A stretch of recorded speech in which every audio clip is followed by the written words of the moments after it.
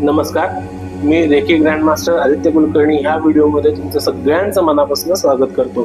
या व्हिडिओमध्ये आपण बघणार आहोत की मणिपूर चक्र आणि आपल्या शरीरामध्ये जे अग्नी आहेत ते एकमेकांशी कसे रिलेटेड आहेत किंवा कसे एकमेकाला कनेक्ट करतात। तर आपल्या शरीरामध्ये प्रामुख्याने 3 प्रकारचे अग्नी असतात। पहिलं म्हणजे जठर अग्नी, दुसरा भूत अग्नी आणि तिसरा अग्नी जो आहे त्याचं नाव आहे धातू अग्नी।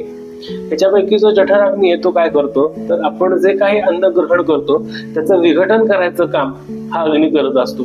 हे विघटन झालेलं अन्न आणि त्याच्यामधली ऊर्जा ही पंचमहाभूतांच्या मध्ये कन्वर्ट करायचं, म्हणजे 5 तत्वांमध्ये त्याचं कन्व्हर्जन करायची जबाबदारी ही भूत अग्नीवरती असते।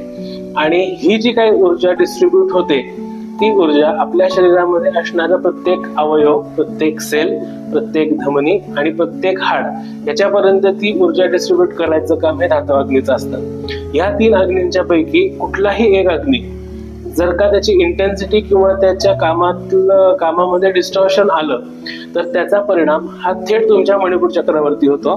त्याचं रिझन असं आहे की ह्या अग्नी पैकी एक वीक असल्यामुळं जे मणिपूर चक्र आहे ते ही उत्पन्न होणारी ऊर्जा इक्वली डिस्ट्रीब्यूट करू शकत नाही। म्हणजे थोडक्यामध्ये जो ऊर्जेचा स्रोत आपण गेल्या व्हिडिओमध्ये म्हटलं होतं त्याचा पर्पज तिथं सॉल्व्ह होत नाही। ऍज अ रिझल्ट म्हणून तुम्हाला तुमचं पोट दुखणे, अपचन होणे, तुमचं पित्त वाढणे अशा प्रकारचे आजार तुम्हाला संभवतात।